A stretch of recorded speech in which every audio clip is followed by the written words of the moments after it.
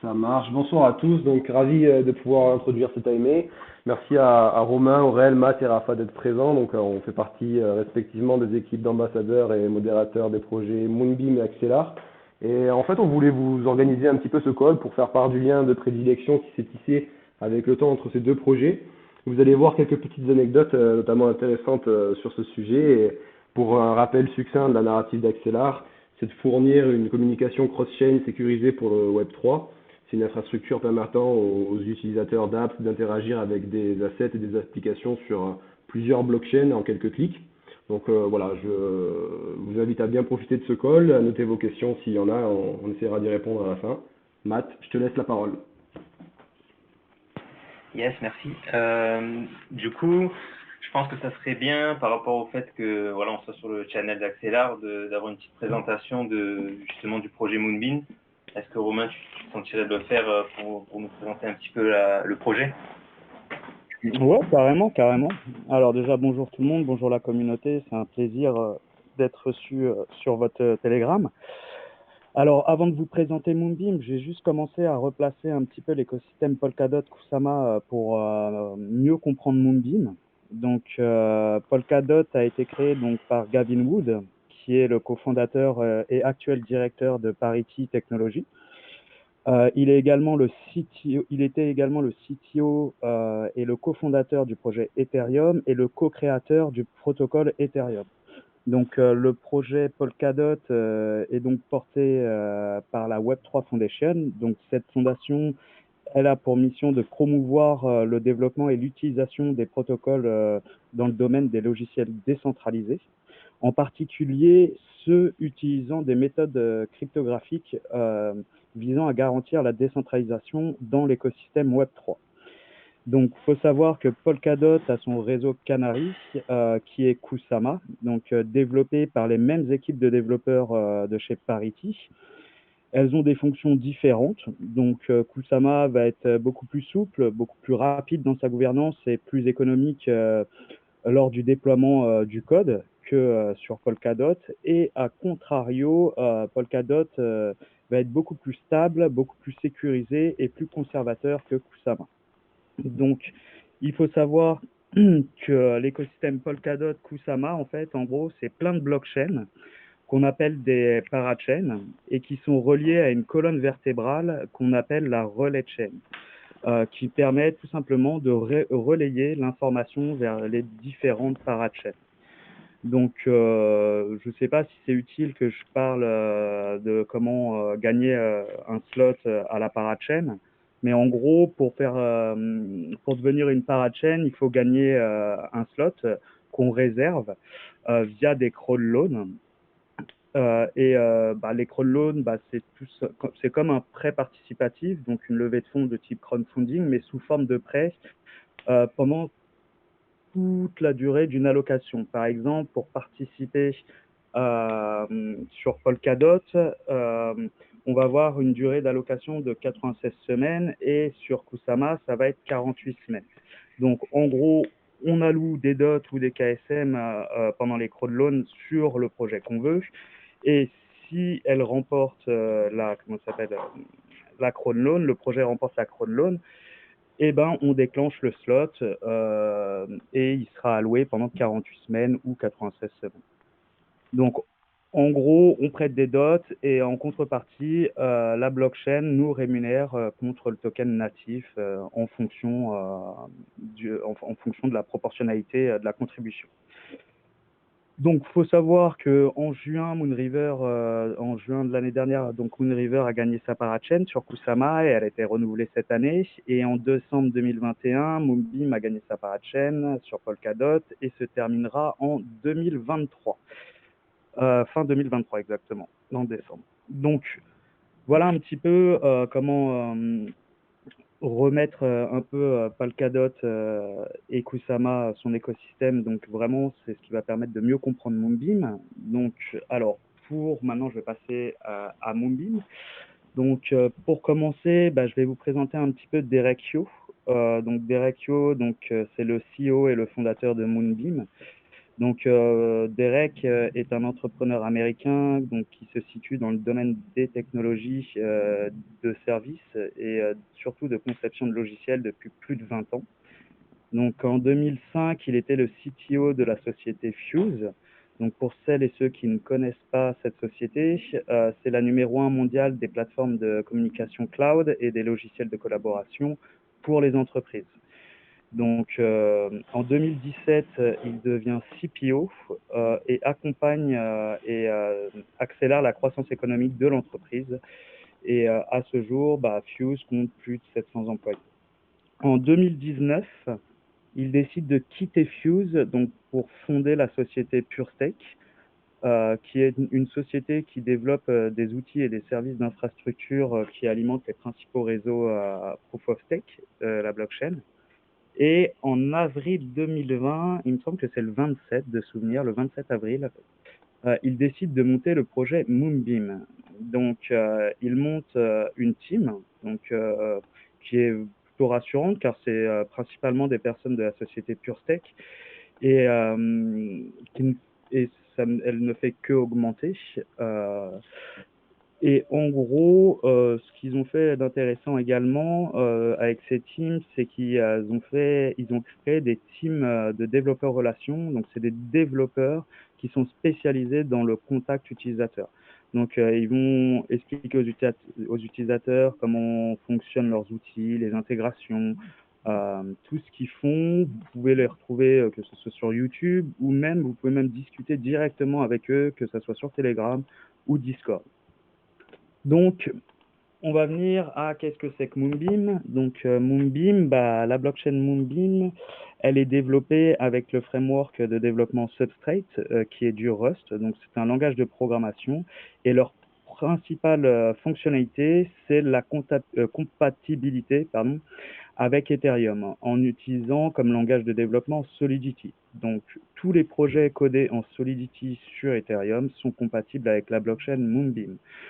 Donc, ça permet un déploiement complètement simplifié, donc sans avoir besoin de réécrire ou de reconfigurer les smart contracts, et qui permet d'avoir également une large compatibilité d'outils existants comme MetaMask, Ardact, Waffle, Remix, en plus des API Substrate.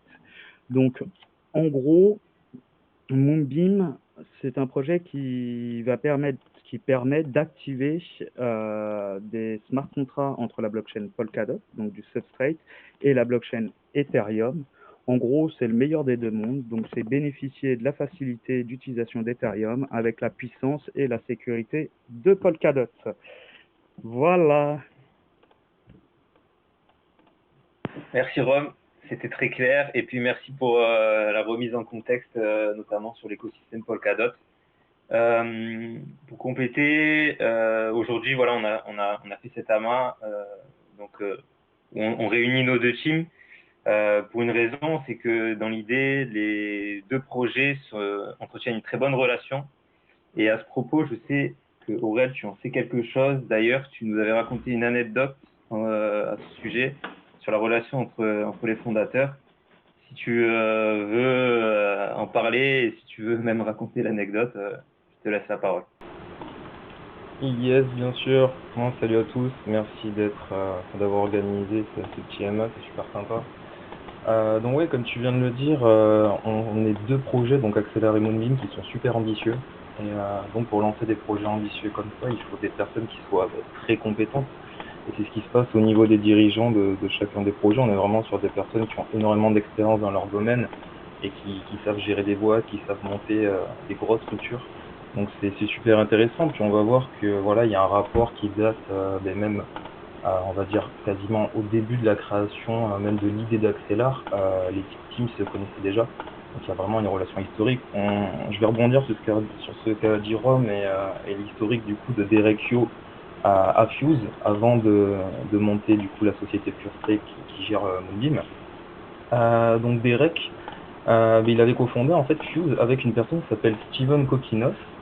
Donc ils avaient géré ensemble la société avant de la lâcher quand elle commençait à grossir et partir vers d'autres horizons. Donc Derek est parti construire PureStake et faire ce qu'on a décrit plus tôt. Et Steven, lui, il est devenu CEO de la blockchain Algorand. Donc Algorand, c'est une grosse blockchain. Donc là, aujourd'hui, elle est dans le top 50, voire même proche du top 25, je crois, si je dis pas de bêtises.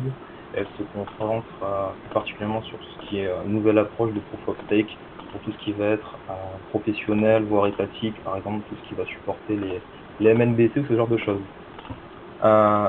Donc à Algorand, en fait, il a rencontré Silvio Micali, qui est le fondateur d'Algorand et qui est professeur au MIT. Donc le MIT, c'est l'école d'ingénierie la plus célèbre au monde, hein, qui se situe à Boston. Donc un sacré niveau. Et pour la petite anecdote, cette personne, elle a cofondé les Zcaproof. Donc on voit vraiment un niveau très impressionnant. Et pourquoi je viens à Algorand du coup et au MIT, c'est parce que les deux cofondateurs d'Axelar, donc Sergey et Georgios, ont fait le MIT en fait, et ils se sont rapprochés de Silvio derrière. Donc ils ont tous les deux travaillé pour Algorand avant de fonder Axelar. Donc Sergey, il était Head of Cryptography et Georgios mathématiques. Donc on voit que c'est vraiment deux personnes super compétentes. Sergey, il avait obtenu la thèse de l'année au MIT. D'ailleurs, elle est consultable en ligne sur son profil pour aller voir. Georgios, il avait eu une Olympiade, enfin une médaille en Olympiade de mathématiques. Donc on voit que c'est vraiment des personnes super intelligentes, elles savent de quoi elles parlent. Et après leur aventure à Algorand, ils ont décidé de monter Axelar. Et alors, comment ils se connaissent avec Derek? C'est parce que la société de Derek, donc PureStake, elle fournit des solutions architecturales et de consulting pour Algorand, étant donné que les fondateurs sont amis. Donc, il a pu rencontrer et échanger avec les employés d'Algorand et suivre du coup l'évolution et le lancement de Axelar. Donc, on voit que cette relation, elle monte vraiment depuis le début et les deux projets ont vraiment une vision Web3 prochaine qui se complète parfaitement, et c'est pour ça qu'on a déjà de belles intégrations et il va y en avoir de plus en plus avec le temps. Voilà pour la petite anecdote. Super, merci. Je pense que d'ailleurs on pourra un petit peu compléter tes dires par la suite, là, parce que maintenant je pense que ce serait bien justement qu'on puisse faire un petit état des lieux des deux projets. Et pour faire cela, je propose qu'on fasse le tour un peu de l'actualité pour chacun d'entre eux. Je vous laisse commencer aussi du côté de Moonbeam si vous voulez, vu que vous êtes les invités. Puis après, on pourra en parler nous aussi. Yeah, c'est gentil. Du coup, du côté de Moonbeam, on a énormément de news. On a beaucoup d'intégration, donc tout ce qui va être d'infrastructure, DEX, marketplace, voilà, donc énormément, on a des play to earn, donc on a énormément d'intégration. Je vais peut-être en parler de 2-3 principales qui vont sans doute parler au plus grand nombre d'entre nous. Récemment, on a eu du coup l'introduction du feed de Chainlink. Donc Chainlink, c'est le leader des oracles blockchain. Et c'est super important d'avoir un oracle mais aussi important que Chainlink, parce que du coup, ça va permettre d'avoir les prix des actifs dans la DeFi du réseau Moonbeam, par exemple, les plus proches possibles de la réalité. Et donc, ça va éviter tout ce type de problèmes qu'on pourrait rencontrer derrière, comme des prix de liquidation faux ou ce genre de choses. Donc ça, c'est le genre d'intégration qui montre qu'on rentre vraiment dans les protocoles qui sont top tier. Récemment, on a eu une collaboration avec Lido Finance. Donc Lido Finance, c'est la plateforme leader pour tout ce qui est liquid staking sur Ethereum. Donc ils sont intégrés à Moonbeam et on peut utiliser du coup nos KSM, donc Kusama, et nos DOT en liquid staking sur Lido Finance et pouvoir profiter du coup du dérivé STKSM et STDOT dans les protocoles DeFi Moonbeam. Donc ça, c'est une super chose d'avoir le liquid stacking opérationnel grâce à Moonbeam. Donc on a ce genre de petites nouveautés. On a également beaucoup d'intégration au niveau des wallets compatibles Moonbeam. Alors comme Rome l'a dit, Moonbeam est une chaîne EVM compatible. Ça signifie qu'on peut avoir la chaîne Moonbeam dans son MetaMask. C'est d'ailleurs avec ce wallet-là qu'on va pouvoir bridger par exemple nos actifs de Osmosis vers Moonbeam grâce à Axelar en utilisant le wallet MetaMask. Mais c'est pas forcément la solution la plus optimale quand on veut interagir dans notre côté avec l'écosystème Polkadot. Parce que tous les parachains sur Polkadot ne sont pas EVM compatibles et ne sont donc pas présents sur MetaMask. Donc il y a des wallets qui existent, qui sont, on va dire, optimisés Web3, qui permettent donc de suivre ces actifs EVM, donc sur Ethereum, et également d'avoir tous les actifs compatibles Polkadot. Donc là, ça permet vraiment de jongler et d'avoir un wallet tout en un dans un sens. Donc là, pour ce type de wallet-là, on a par exemple Talisman et un nouveau wallet qui vient de faire son intégration à Moonbeam là tout récemment, je crois que c'était cette semaine, qui s'appelle Ampli. Donc je vous invite à aller voir, l'expérience utilisateur elle est top et ça permet du coup de combiner les deux mondes et d'avoir une interface au niveau de l'UX qui est beaucoup plus appréciable et on peut faire beaucoup. J'ai une autre petite news aussi, ça concerne une campagne DeFi qu'avait lancé Moonbeam il y a quelques semaines maintenant, qui s'appelle l'Harvest Moon. Alors c'était une initiative mise en place par la fondation Moonbeam pour essayer de faire grossir l'écosystème DeFi du réseau Moonbeam. Donc pour cela, ils avaient alloué jusqu'à 1,5% de la supply totale des jetons qu'ils avaient mis en incentive pour attirer un maximum de liquidité et juste un maximum sur la blockchain Moonbeam. Alors concernant cette campagne marketing, elle est à l'arrêt depuis aujourd'hui ou hier à cause de l'événement Nomad. Donc c'est Nomad Day, je pense que vous en avez entendu parler, c'est tout récent, ça a eu lieu il y a 48 heures. Donc ce qui se passe, c'est que Nomad était un des bridges en tout cas, à Ethereum Moonbeam. Et il a été relié notamment à StellaSwap, qui est le DEX numéro 1 de Moonbeam. Alors il faut savoir qu'il n'y a pas eu de faute, ou en tout cas il n'y a pas eu de vulnérabilité dans le code de Moonbeam en soi. C'est une erreur du côté de Nomad. Normalement, on va attendre les communiqués officiels des teams. Et donc, ça a entraîné une perte des fonds en fait, qui étaient bloqués dans le bridge. Donc Moonbeam a été indirectement impacté par le bridge de Nomad et était présent sur ce protocole DeFi. C'est pour ça que la campagne a été stoppée. Enfin, on peut voilà, faire une mise au point de la situation, avoir un communiqué officiel de Nomad, voir ce que les teams vont dire. Elles sont en contact, elles sont en discussion. Nomad essaie de récupérer des fonds. Ils ont déjà récupéré 10% des fonds volés grâce à des white hats. Voilà, donc pour l'instant, on en est là. L'événement est tout récent. On va suivre les communiqués officiels des teams et voir ce qu'il en est.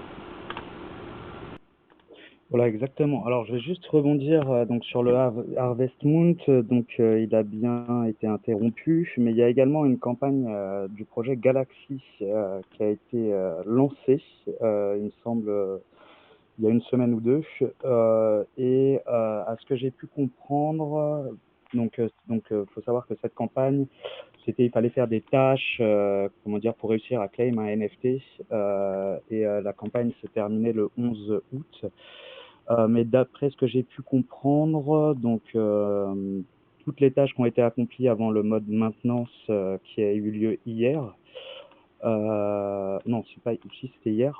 Le snapshot, non, c'était le 1er août, le snapshot. L'équipe du projet Galaxy attribuera, quoi qu'il arrive, des NFT aux utilisateurs qui n'ont pas pu accomplir l'ensemble des tâches en raison de la suppression des tâches, des problèmes avec Nomad.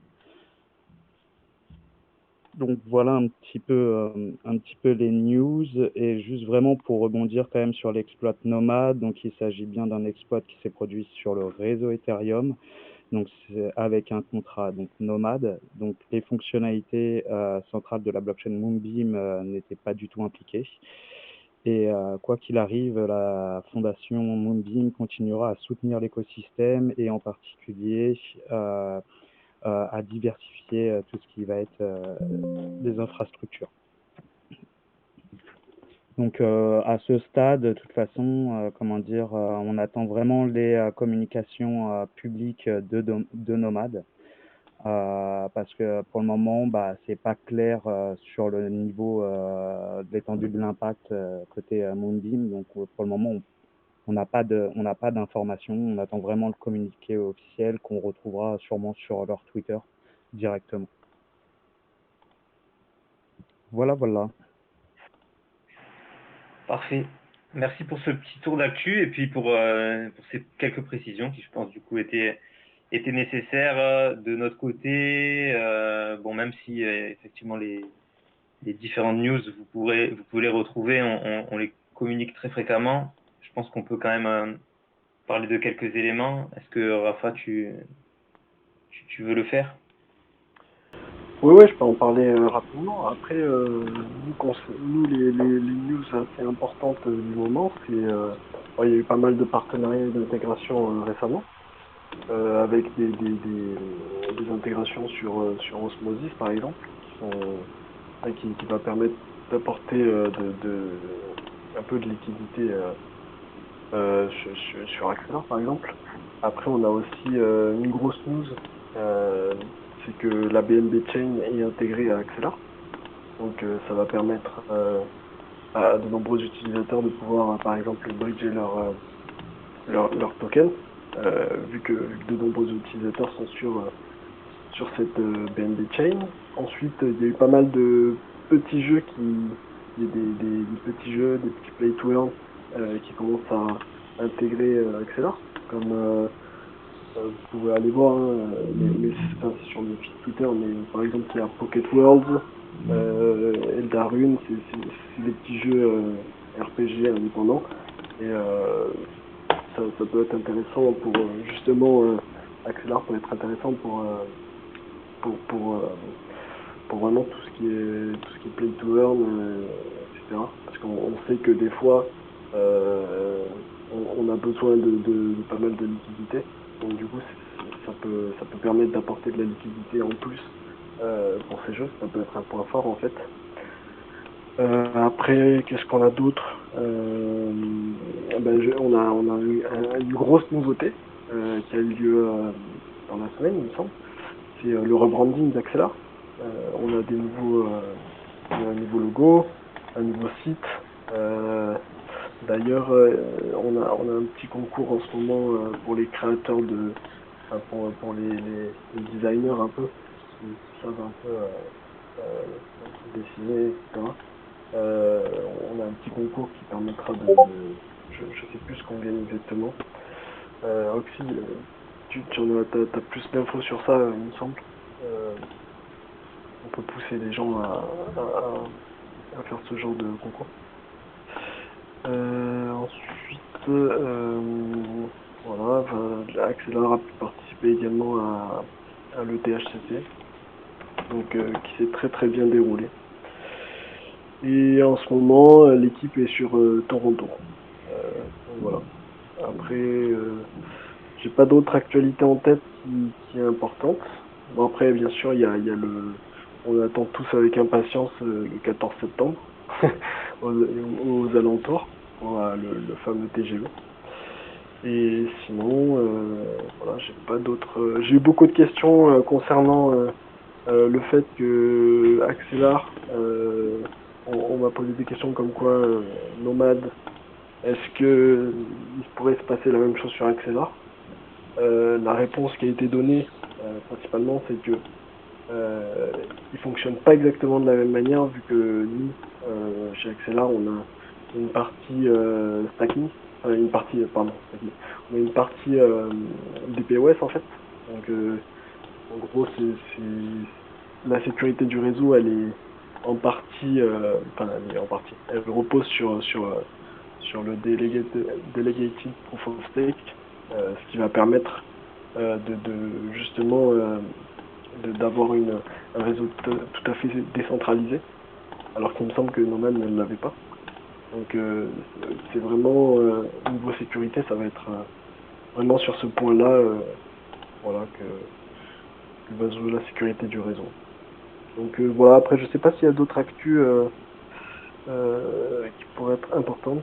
Si ça me revient, je vous le dirai. Voilà. Super, merci. Ben, c'est déjà pas mal. De toute façon, voilà, l'actualité ici, on la diffuse en général. Les différentes nouvelles, vous les retrouverez justement sur notre Telegram ou sur les Discord. Et puis surtout sur... j'ai plus le nom. Oui, voilà, merci. Merci. Pour la suite, justement, ça permet d'enchaîner sur la relation du coup des deux projets, comment on fonctionne ensemble et et comment nos deux technologies coïncident bien. On peut se poser cette question-là. Et je pense que rien que par rapport aux news, déjà on peut rebondir sur quelque chose. Tu parlais tout à l'heure de Osmosis, du coup qui développe une couche de liquidité interchaîne avec Axelar. Et étant donné que Moonbeam travaille justement avec Axelar, ça permet depuis peu justement à Osmosis de pouvoir proposer en fait du DOT. Et au final, on peut déjà avoir un premier élément de réponse sur le fonctionnement des deux projets et l'intérêt qu'il peut y avoir justement de ces deux projets de travailler ensemble, puisque ça propose en réalité une immense portée en fait aux deux projets, puisque tous les écosystèmes qui souhaitent se connecter à Polkadot vont le pouvoir à travers Axelar. Donc là-dessus, sur cette thématique, est-ce que vous voulez ajouter d'autres choses? Je parle du côté de Moonbeam ou même de notre côté Axelar. N'hésitez pas.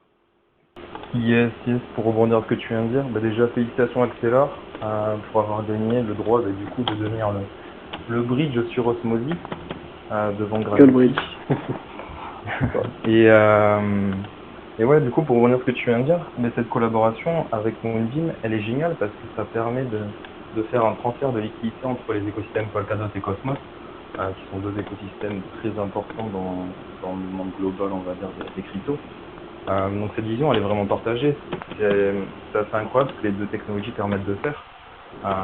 Pour rebondir sur le fait que le DOT soit déjà disponible sur Osmosis, donc qui est déjà listé.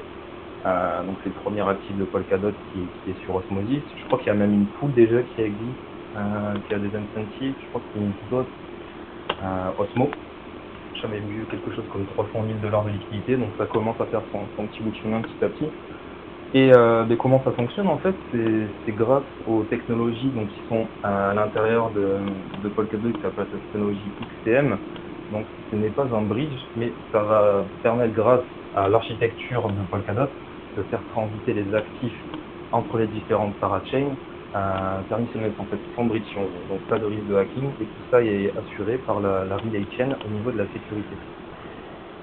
Et ensuite, donc, ces actifs vont transiter à l'intérieur de l'écosystème Polkadot, vont passer par Moonbeam et vont ensuite passer par Axelar et vont pouvoir être disponibles sur Osmosis. Donc on peut très bien imaginer en un clic en fait pouvoir importer un asset de l'écosystème de Polkadot directement sur Osmosis grâce aux technologies de Moonbeam et d'Axelar.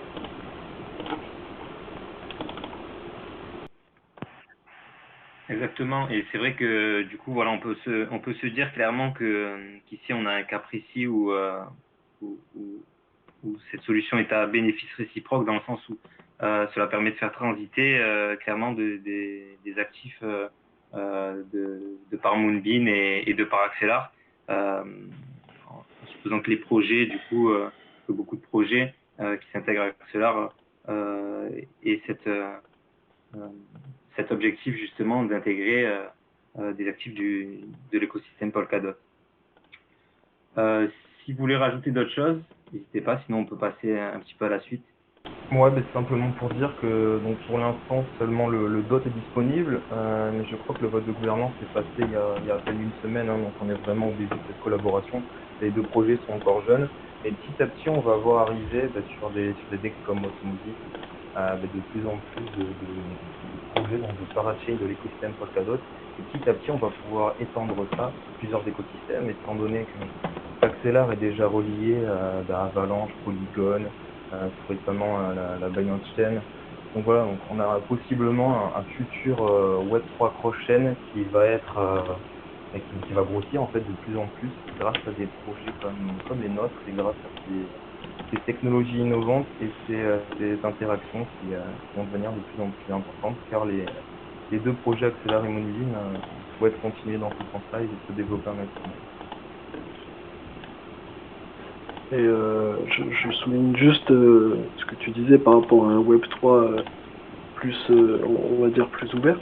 Je trouve ça bien parce que ces deux projets-là peuvent apporter de la valeur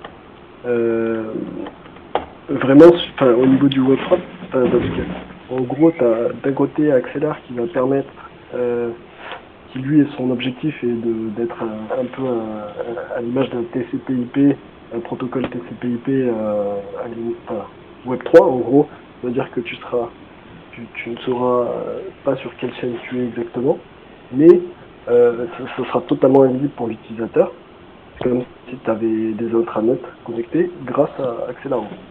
Ça va être vraiment, s'ils arrivent à faire si leur objectif est atteint, ça va être vraiment le game changer pour l'adoption mainstream. Enfin, pour moi, ça va être vraiment énorme. Et d'un côté, on a Moonbeam qui va permettre à de nombreux développeurs et de créateurs l'apport de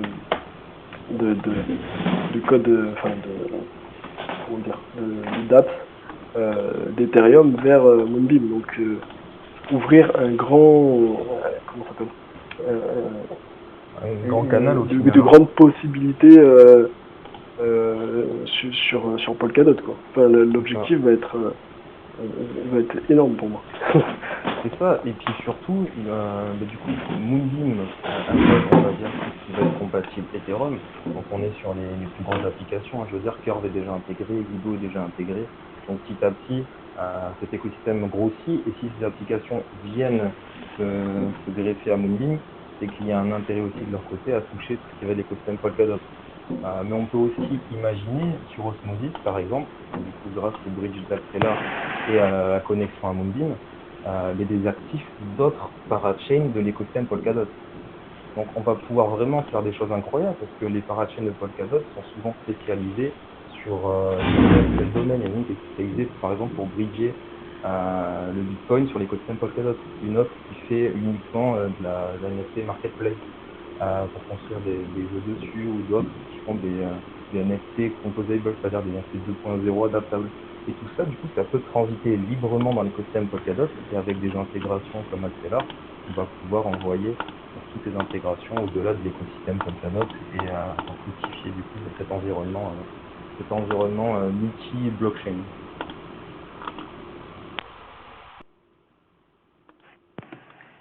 Je suis assez d'accord. De toute manière, c'est vrai que on peut se dire clairement que ça a du sens de relier deux écosystèmes comme Cosmos et Polkadot qui justement ont un objectif commun.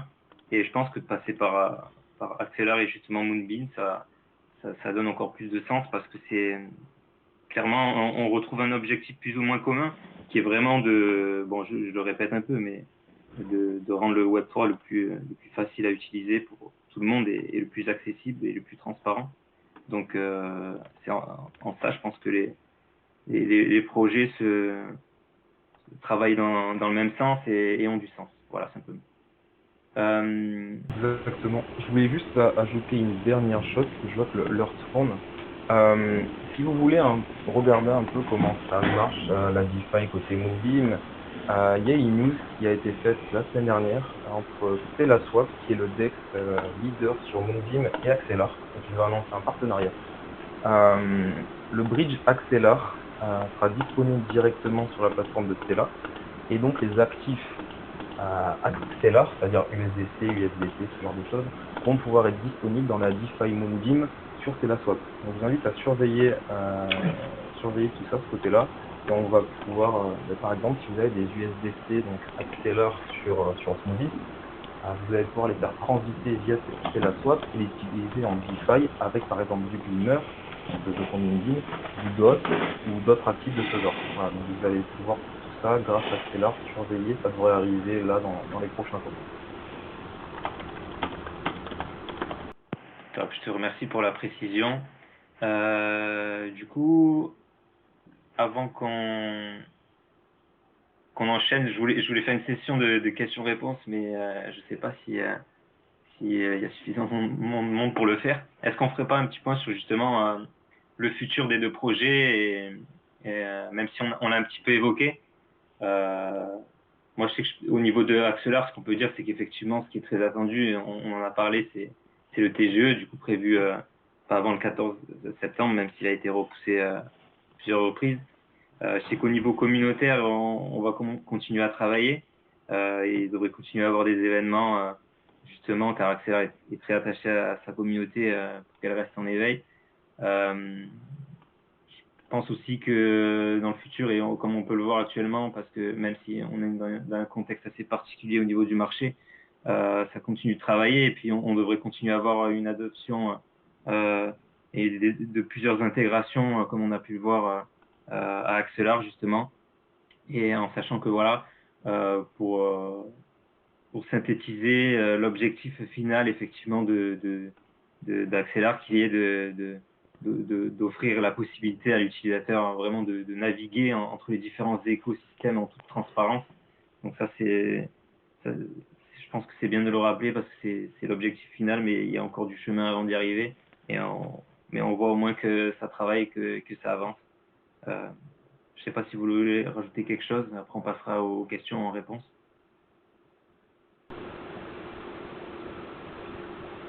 Je sais pas si Rome, tu veux prendre la parole ou pas.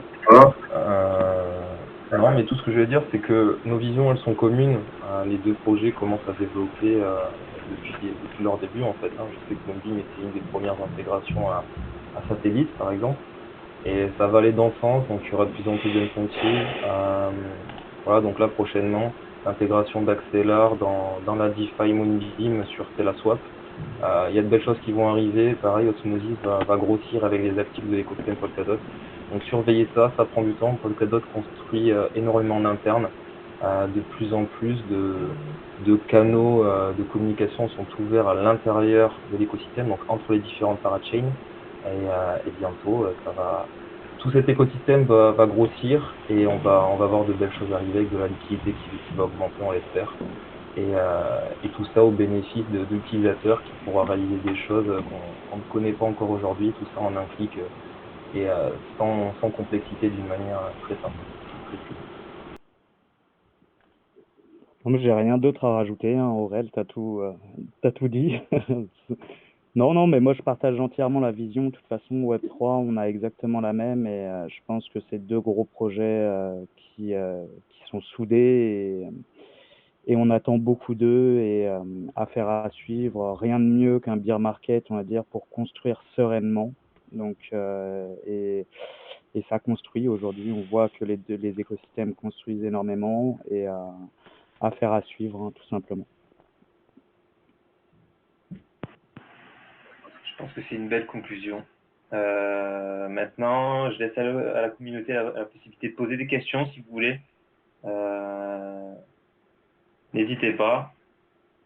Mettez-vous sur vos claviers et puis sinon, s'il n'y a pas de questions ou s'il y en a quelques-unes et qu'on y répond, on pourra clôturer. Moi, j'ai une question. Voilà, si la communauté Moonbeam, par exemple, si certaines personnes souhaitent s'engager dans un programme communautaire ou quoi, est-ce que ça existe côté Moonbeam ou c'est terminé, ils ne prennent plus de candidature? Je vais laisser Rome parler à ce niveau. Quand tu parles excuse-moi, quand tu parles d'un projet communautaire, tu peux par exemple dire un programme ambassadeur ou de ce genre de choses? Un programme communautaire, pour moi, c'est programme ambassadeur, c'est pareil. Je te laisse Rome, tu es le boss de ce niveau. Alors oui, il est toujours possible. J'allais même te laisser parler, Aurel, parce que je pense que tu es la personne la mieux placée en termes de schéma. Tu viens de rentrer il n'y a pas si longtemps que ça, donc oui, bien sûr.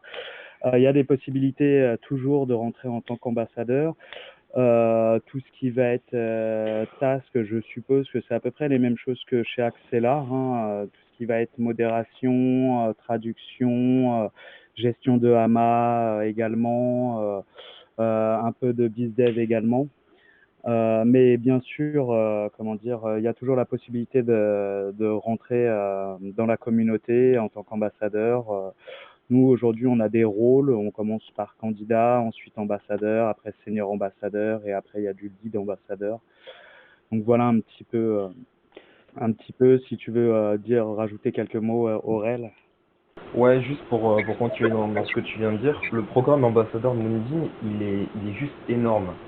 Il y a des communautés en fait dans quasiment tous les pays, hein. Il y a vraiment des ambassadeurs partout. Et je crois aujourd'hui, alors tu me corriges si je me trompe, mais je crois qu'il y a à peu près 2000 ambassadeurs LinkedIn dans le monde au final. Il y a vraiment une communauté qui est énorme. Voilà, et donc la team, elle apprécie vraiment ce genre de programme qui souhaite le développer un maximum. Donc voilà, simplement pour compléter. Non, c'est exactement ça. Il y a énormément d'entraide dans les communautés. Ça discute pas mal, ça s'entraide. Il y a même des challenges en interne pour les ambassadeurs. C'est vraiment sympa. Et très bien, merci. C'est ce que je voulais savoir. Ok, merci. C'est vrai que ça permet déjà de voir qu'au moins il y a de la considération pour les communautés des deux côtés et c'est une bonne chose parce que le fait d'avoir justement un programme ambassadeur des deux côtés, ça montre que la communauté est importante, selon moi. Merci pour ces précisions. Je vois pas de questions dans le chat, donc je propose qu'on clôture.